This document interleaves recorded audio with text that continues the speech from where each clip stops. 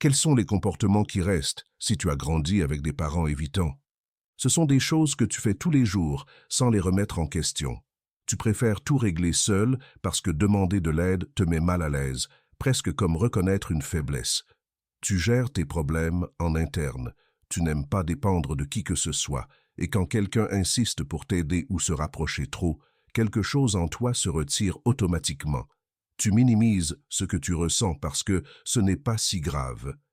Tu évites de montrer ta vulnérabilité, et l'idée d'avoir besoin de quelqu'un émotionnellement te génère un malaise que tu ne sais même pas expliquer. Ça ressemble simplement à ta façon d'être, à tes préférences personnelles, à ta personnalité. Ces comportements ne sont pas des défauts chez toi, ce sont des réponses que tu as développées par la cohabitation, en étant jour après jour dans un environnement où tes besoins émotionnels ne trouvaient pas d'espace. Ils ont fonctionné à l'époque pour te protéger, ils continuent d'opérer maintenant de façon automatique. Ça commence par quelque chose de simple que tu reconnais probablement. Quelqu'un remarque que tu es fatigué, stressé, clairement dépassé par quelque chose. Il te demande si tu as besoin d'aide. Ta réponse automatique est « Non, ça va, merci ». Tu le dis sans réfléchir, comme un réflexe. Même quand tu sais que oui, tu as besoin d'aide, quand l'accepter rendrait tout plus facile, quelque chose en toi refuse l'offre avant que ton cerveau ne traite l'option.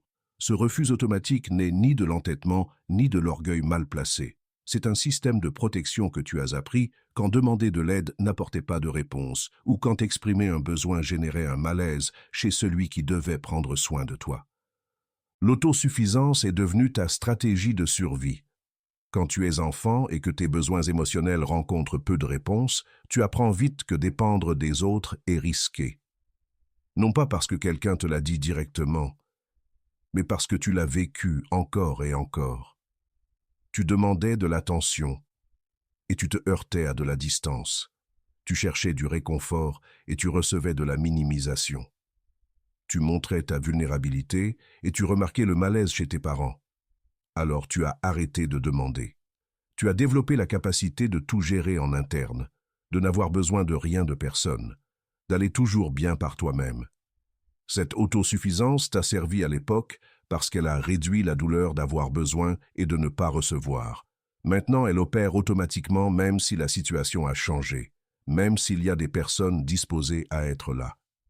Ce qui rend cette autosuffisance si persistante, c'est qu'elle se renforce constamment. Chaque fois que tu gères quelque chose seul, ton système enregistre. Tu vois, tu n'avais besoin de personne, tu y es arrivé par toi-même. Chaque fois que tu refuses de l'aide et que tu survis, ça confirme la croyance que demander est inutile. Ton cerveau n'enregistre pas le coût émotionnel de tout faire seul. Il ne compte pas les fois où tu t'es senti submergé mais où tu as continué. Il ne mesure pas l'épuisement accumulé de ne jamais partager le fardeau. Il enregistre seulement que tu as fonctionné, que tu as survécu, que tu n'as eu besoin de personne. Cette autosuffisance devient alors ton identité. Ce n'est pas juste comment tu fais les choses, c'est qui tu es, la personne qui n'a pas besoin d'aide, qui peut tout gérer, qui se débrouille seule. Remettre en question cette identité, c'est comme te remettre en question toi-même à un niveau fondamental. Il y a quelque chose d'autre qui se passe avec cette autosuffisance dont on parle rarement. Tu deviens exceptionnellement doué pour résoudre les problèmes pratiques, gérer les crises, fonctionner sous pression. Les gens te voient comme quelqu'un de capable, de fort, de fiable. Et ça renforce encore plus le schéma parce que ça t'apporte de la reconnaissance et de la validation. Enfin, quelque chose que tu as développé pour survivre te donne quelque chose de positif. Mais cette reconnaissance a un prix. Les gens commencent à présumer que tu vas toujours bien, que tu n'as besoin de rien, que tu es la personne forte qui soutient les autres, mais qui n'a jamais besoin d'être soutenue. Et tu remplis ce rôle parce que c'est le seul où tu as reçu une validation constante. Le problème, c'est que ce rôle t'isole encore plus, te rend moins susceptible de demander de l'aide, même quand tu en as désespérément besoin. Mais cette autosuffisance extrême s'accompagne de quelque chose de plus profond qui se connecte directement à elle. Tu commences à remarquer que non seulement tu refuses l'aide extérieure, mais tu minimises aussi tes propres besoins émotionnels. Quand quelque chose te fait mal émotionnellement, ta première réaction est de te dire « ce n'est pas si grave » ou « il y a des gens qui vont plus mal » ou « ça n'a pas de sens de me sentir comme ça ». Tu compares ta douleur à celle des autres pour l'invalider. Tu te convaincs que ce que tu ressens ne mérite pas d'attention, que tu devrais pouvoir gérer ça sans que ça t'affecte autant. Cette minimisation constante n'est ni du réalisme, ni une perspective saine. C'est un schéma que tu as développé quand tes émotions ne trouvaient pas de validation. Grandir avec des parents évitants signifie grandir dans un environnement où les émotions intenses génèrent du malaise. Tes parents ne savaient pas quoi faire de ta tristesse, de ta peur, de ta frustration. Non pas parce qu'ils étaient de mauvaises personnes, mais parce qu'eux-mêmes ont appris que les émotions sont problématiques, que les exprimer est une faiblesse, que le mieux est de les supprimer. Alors quand tu arrivais avec une grosse émotion, tu recevais des réponses comme « ça va passer » ou « ce n'est pas si grave » ou tu remarquais simplement que l'atmosphère devenait tendue. Tu as appris que tes émotions étaient un fardeau pour les autres. La solution a été de les minimiser, de leur retirer de l'importance, de te convaincre que tu ne devrais pas les ressentir aussi intensément. Maintenant, tu fais avec toi-même ce que tes parents faisaient à l'époque. Tu invalides ce que tu ressens avant que ça puisse devenir un problème. Cette minimisation opère à plusieurs niveaux. Non seulement tu réduis l'intensité de ce que tu ressens, mais tu remets aussi en question si tu devrais le ressentir en premier lieu. Tu te demandes si ta réaction est exagérée, si tu es trop sensible, si n'importe quelle autre personne à ta place ne serait pas aussi affectée. Cette remise en question constante de tes propres émotions crée une distance entre toi et ce que tu ressens. Tu expérimentes l'émotion, mais simultanément tu la juges, tu l'analyses, tu la compares à un standard invisible de ce qu'il serait acceptable de ressentir. Cette distance te protège de ressentir avec toute l'intensité, mais elle te déconnecte aussi d'informations précieuses que tes émotions te donnent. Les émotions existent pour des raisons. Elles te signalent ce qui compte, ce qui t'affecte, ce qui nécessite de l'attention. Quand tu les minimises constamment, tu perds l'accès à cette information. Ce qui complique encore plus cette minimisation, c'est qu'elle devient ton filtre automatique pour tout. Avant qu'une émotion n'arrive complètement à ta conscience, elle est déjà passée par des couches de minimisation. Alors ce que tu finis par expérimenter consciemment est une version tellement réduite de l'émotion originale que tu ne sais même pas à quel point tu es réellement affecté. Quelqu'un te demande comment tu vas avec quelque chose de difficile qui se passe et tu réponds honnêtement « bien, je crois », parce que tu n'as sincèrement pas accès à la profondeur de ce que tu ressens. Tu as tellement minimisé et pendant si longtemps que tu as perdu le contact avec ton expérience émotionnelle réelle.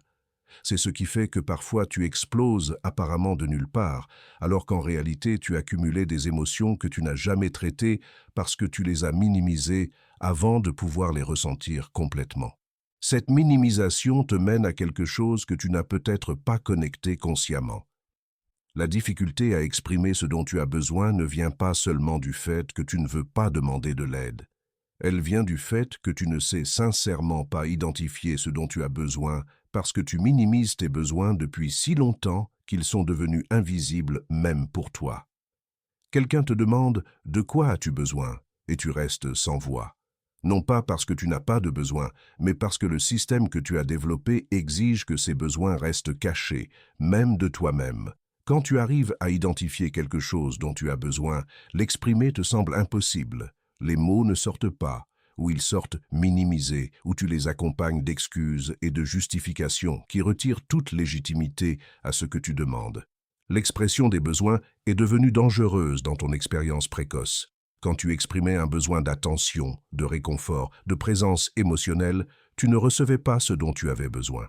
Parfois tu recevais un rejet direct, d'autres fois de l'indifférence, d'autres fois une réponse qui te faisait sentir que demander avait été une erreur. Ton système a appris qu'exprimer un besoin entraîne des conséquences négatives. La solution était simple, arrêter d'exprimer. Tu as développé la capacité de fonctionner sans communiquer ce dont tu as besoin, en espérant que si quelqu'un se soucie vraiment, il devrait deviner, il devrait remarquer, il devrait savoir, sans que tu aies à le dire. Ça génère des cycles frustrants dans tes relations où les gens ne te donnent pas ce dont tu as besoin, non pas parce qu'ils ne veulent pas, mais parce qu'ils ne savent sincèrement pas ce que c'est. Et toi, tu interprètes leur manque d'action comme une confirmation que tu n'aurais pas dû avoir besoin de quoi que ce soit en premier lieu. Ce qui est compliqué avec ce schéma, c'est qu'il s'auto-perpétue. Tu n'exprimes pas tes besoins, alors les gens n'y répondent pas. alors ça confirme qu'exprimer ne sert à rien, alors tu arrêtes d'exprimer encore plus. Le cycle se renforce à chaque fois que ça arrive. Certaines personnes dans ta vie ont peut-être essayé de t'encourager à communiquer davantage, à dire ce dont tu as besoin. Mais quand tu essaies, ça sort tellement filtré à travers des couches de minimisation et d'excuses que ça perd tout son impact. Tu dis « ce n'est pas important », mais si ce n'est pas trop dérangeant, si tu as le temps, je ne sais pas, peut-être que tu pourrais. Et l'autre personne ne comprend pas qu'en réalité tu demandes quelque chose qui compte énormément pour toi. Elle entend toutes les minimisations et les excuses, et présume qu'effectivement ce n'est pas important. Alors elle ne répond pas avec l'urgence ou l'attention que le véritable besoin nécessiterait. Et toi tu interprètes ça comme un rejet, comme une confirmation que demander était une erreur. Il existe aussi une composante de honte dans tout ça, dont on parle rarement. Avoir des besoins te fait honte. Avoir besoin de soutien émotionnel, c'est comme admettre une faiblesse. Cette honte n'est pas apparue de nulle part. Elle s'est formée dans ces moments précoces où exprimer un besoin a généré des réponses qui t'ont fait sentir qu'il y avait quelque chose d'incorrect en toi pour avoir des besoins. Peut-être que tes parents n'ont jamais dit explicitement qu'avoir des besoins est honteux, mais ils l'ont communiqué à travers leur malaise, leur distance, leur absence de réponse.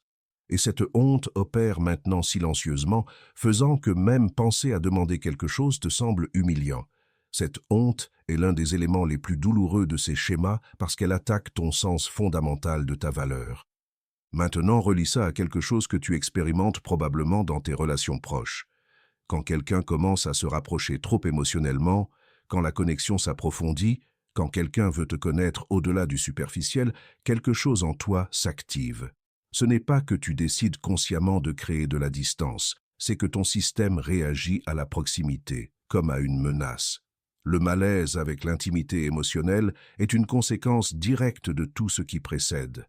Si tu as appris que tes besoins émotionnels n'ont pas d'espace, que les exprimer pose problème, que dépendre de quelqu'un est risqué, alors la proximité profonde avec une autre personne devient un territoire dangereux. Parce que l'intimité réelle nécessite de la vulnérabilité, nécessite de montrer des besoins, nécessite de dépendre émotionnellement jusqu'à un certain point. Ton système de protection ne fait pas la différence entre le passé et le présent. Il n'évalue pas si cette personne est différente de tes parents, si ce contexte est sûr, si cette fois tu pourrais te permettre de faire confiance. Il opère avec l'information qu'il a enregistrée quand tu étais petit. Proximité émotionnelle équivaut à risque de douleur. Alors quand quelqu'un se rapproche, le système crée automatiquement de la distance. Tu commences à annuler des plans, à répondre moins, à être moins disponible émotionnellement. Tu te retires sans te rendre pleinement compte que tu le fais. La personne remarque le changement et ne comprend pas ce qui s'est passé. Toi non plus, tu ne comprends pas complètement. Tu sais juste que tu avais besoin d'espace, que tu te sentais oppressé, que quelque chose ne te convenait pas. C'est ta réponse automatique à l'intimité quand tu as grandi en apprenant que la proximité émotionnelle n'est pas sûre. Ce malaise avec l'intimité peut se manifester de diverses façons. Parfois c'est physique. Tu te sens littéralement tendu ou agité quand quelqu'un tente une conversation profonde. Parfois c'est émotionnel. Tu ressens une urgence de changer de sujet, de plaisanter, de détourner l'attention quand la conversation devient vulnérable. Parfois c'est comportemental. Tu trouves des raisons de mettre fin à l'interaction, de partir, de créer un espace physique qui reflète l'espace émotionnel dont tu as besoin. Aucune de ces réponses n'est consciente ou planifiée. Elles arrivent simplement parce que ton système nerveux identifie l'intimité comme un signal de danger potentiel et active des réponses de protection. Il y a des moments où ce malaise devient particulièrement intense. Quand quelqu'un te dit quelque chose de profondément vulnérable sur lui-même, quand quelqu'un t'exprime de l'amour ou de l'appréciation de manière directe, quand quelqu'un te voit pleurer ou dans un moment de faiblesse. Ces moments d'intimité véritable peuvent générer une réponse presque de panique dans ton système. Ce n'est pas que tu ne valorises pas la personne ou que tu n'apprécies pas sa vulnérabilité. C'est que ton système interprète ce niveau de proximité comme un danger et t'impulse à créer de la distance immédiatement. Certaines personnes dans ta vie ont peut-être remarqué que juste quand les choses deviennent plus proches, tu disparais, ou tu crées un conflit, ou tu trouves une raison de t'éloigner. Ce n'est ni intentionnel ni malveillant. C'est ton système de protection qui opère en pilote automatique. Ce qui est intéressant, c'est comment ce schéma se connecte à quelque chose d'encore plus profond qui soutient tout le reste.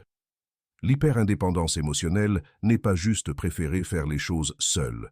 C'est la croyance ancrée que dépendre émotionnellement de quelqu'un est dangereux, que la seule façon sûre d'exister est de n'avoir besoin de personne pour ton bien-être émotionnel. Tu as construit ta vie autour de l'idée qu'aller bien signifie aller bien seul. Tes problèmes, tu les traites en interne. Tes émotions difficiles, tu les gères en privé. Tes moments de vulnérabilité, tu les vis sans témoin. Cette indépendance extrême se présente comme de la force, comme de la maturité, comme une capacité d'autorégulation. Mais elle n'est pas née d'un lieu de force. Elle est née du besoin de te protéger de la douleur d'avoir besoin et de ne pas recevoir. Quand tu étais enfant, ton bien-être émotionnel dépendait de tes parents. Tu avais besoin de leur présence, de leur validation, de leur réponse émotionnelle pour te sentir en sécurité. Mais cette dépendance naturelle n'a pas trouvé le soutien qu'elle nécessitait. Au lieu d'apprendre que dépendre des autres est sûr quand tu choisis bien, tu as appris que dépendre de qui que ce soit est toujours risqué. La solution a été de devenir émotionnellement autosuffisant. Tu as développé la capacité de réguler tes propres émotions sans aide extérieure, de te consoler seul, de ne pas avoir besoin de validation de personne. Ça t'a permis de fonctionner dans un environnement qui n'offrait pas de soutien émotionnel constant. Mais maintenant, cette hyper-indépendance t'isole. Tu refuses un soutien qui pourrait t'aider. Tu évites de partager des choses qui te pèsent. Tu gères tout en interne jusqu'à ce que le poids devienne insupportable. Et même là, l'idée de t'ouvrir à quelqu'un te semble plus effrayante que de continuer à porter seul. Cette hyper-indépendance a des coûts qui ne sont pas toujours visibles. Tu rates l'expérience d'être soutenu émotionnellement par quelqu'un d'autre. Tu rates le soulagement de partager un fardeau et de découvrir qu'il devient plus léger quand tu ne le portes pas seul. Tu rates la validation que quelqu'un comprenne ce que tu vis et te confirme que ta réaction a du sens. Tu rates la connexion profonde qui vient du fait de permettre à quelqu'un de te voir dans tes moments les plus vulnérables et de choisir de rester. Tous ces éléments sont des composantes de relations proches saines, mais ton système les classe comme des risques qui ne valent pas la peine d'être pris. Tu préfères la sécurité de ta solitude, connue, à la vulnérabilité de la connexion véritable. Cette hyper-indépendance repose sur un dernier comportement qui complète le schéma. La méfiance envers la disponibilité émotionnelle des autres n'est ni de la paranoïa ni du pessimisme. C'est une conclusion logique basée sur ton expérience. Quand tu as grandi, les personnes qui étaient censées être disponibles émotionnellement pour toi ne l'étaient pas de manière constante. Tes parents évitants ne pouvaient pas t'offrir une présence émotionnelle stable parce qu'eux-mêmes ne l'avaient pas. Alors tu as appris que les gens disent une chose et en font une autre, qu'ils promettent d'être là mais disparaissent quand tu en as vraiment besoin, que la disponibilité émotionnelle est conditionnelle et fragile. Cette expérience précoce a formé ta croyance fondamentale sur la fiabilité des personnes. Maintenant tu présumes automatiquement que personne ne sera vraiment là quand tu en auras besoin. Quelqu'un te dit « compte sur moi » et ta première réaction interne est du scepticisme. Tu ne les crois pas, même si tu veux les croire. Même quand quelqu'un démontre de la constance, tu cherches des preuves qu'éventuellement ils te feront défaut. Parfois, tu crées même des situations qui prouvent ta croyance, sabotant inconsciemment la relation pour confirmer que tu avais raison, que personne n'est fiable émotionnellement.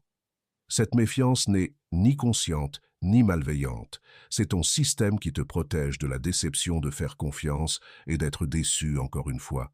Ils préfèrent présumer que personne ne sera là dès le départ, comme ça la douleur de leur absence ne te prend pas par surprise. Cette méfiance opère même avec des personnes qui ont démontré être fiables à plusieurs reprises. Ton partenaire a été là pour toi des dizaines de fois, mais une fois où il ne peut pas parce qu'il a ses propres affaires, ton système enregistre ça comme une preuve qu'il a finalement montré son vrai visage. Ton ami a été constant pendant des années, mais il annule un plan à cause d'une maladie et quelque chose en toi pense « Bien sûr, je savais que je ne pouvais pas vraiment compter sur lui ». Cette interprétation biaisée de la réalité n'est pas juste envers les personnes dans ta vie, mais ton système n'opère pas depuis la justice. Il opère depuis la protection. Et te protéger signifie présumer le pire pour ne pas être surpris par la déception. Tous ces comportements se connectent entre eux en formant un système complet de protection. L'autosuffisance extrême te garde loin du besoin d'aide extérieure. La minimisation de tes besoins émotionnels assure qu'ils ne grandissent pas jusqu'au point de nécessiter du soutien. La difficulté à exprimer ce dont tu as besoin garantit que même si quelqu'un voulait t'aider, il ne saurait pas comment. Le malaise avec l'intimité crée une distance automatique quand quelqu'un se rapproche trop. L'hyper-indépendance émotionnelle te convainc qu'aller bien seul est la seule option sûre. Et la méfiance envers la disponibilité d'autrui justifie tout ce qui précède, confirmant que ta stratégie de ne dépendre de personne est la bonne. Ce système a fonctionné quand tu l'as développé. Il t'a protégé de la douleur répétée d'avoir besoin et de ne pas recevoir. Il a réduit ta vulnérabilité en éliminant l'attente que quelqu'un serait là. Il t'a permis de fonctionner dans un environnement émotionnellement pauvre sans t'effondrer. Mais maintenant, ce même système te garde isolé, même quand il y a des personnes sincèrement disponibles. Il t'empêche de former des connexions profondes parce que la proximité active tous tes mécanismes de protection. Il perpétue ta solitude tout en te convainquant que la solitude est préférable au risque de faire confiance. Reconnaître ces comportements ne signifie pas qu'ils disparaissent immédiatement. Ils sont profondément intégrés dans la façon dont fonctionne ton système nerveux, dans la façon dont tu interprètes les relations, dans la façon dont tu réponds à la proximité. Mais comprendre d'où ils viennent te donne quelque chose de fondamental, du contexte. Ces comportements ne sont pas qui tu es. Ce sont des réponses que tu as apprises quand les circonstances l'exigeaient. Ils ont un sens complet quand tu comprends qu'ils se sont formés pour te protéger dans un environnement où tes besoins émotionnels ne trouvaient pas d'espace constant. La question maintenant n'est pas de savoir si tu as ces comportements. Si tu as grandi avec des parents évitants, tu en reconnais probablement plusieurs ou tous.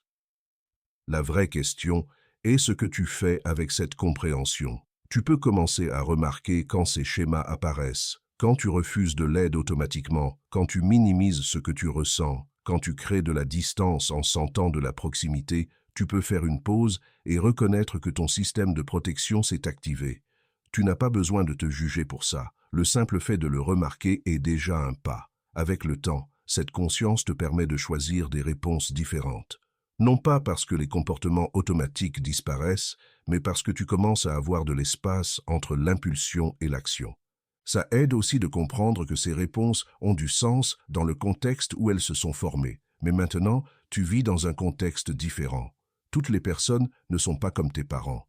Toute proximité n'est pas dangereuse. Toute expression de besoin n'apportera pas de rejet. Ton système de protection ne sait pas ça parce qu'il opère avec de vieilles informations.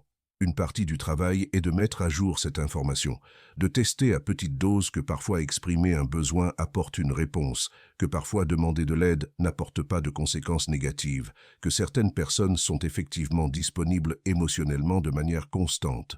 Ce processus est lent et nécessite de la patience. Ton système ne fera pas confiance facilement parce qu'il a des raisons historiques de se méfier.